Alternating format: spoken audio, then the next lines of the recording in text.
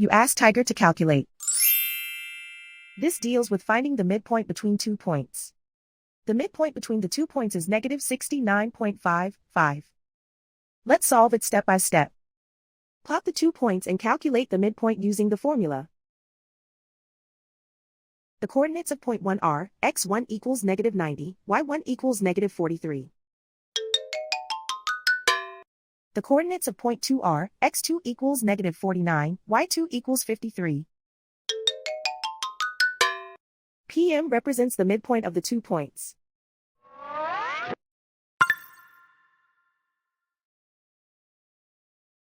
Use the x values in the midpoint formula to find the midpoints x. x1 equals negative 90. x2 equals negative 49. Simplify the arithmetic.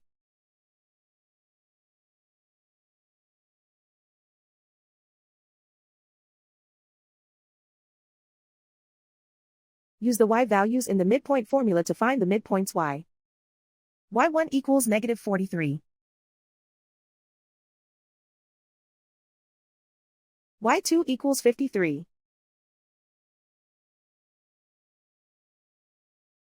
Simplify the arithmetic.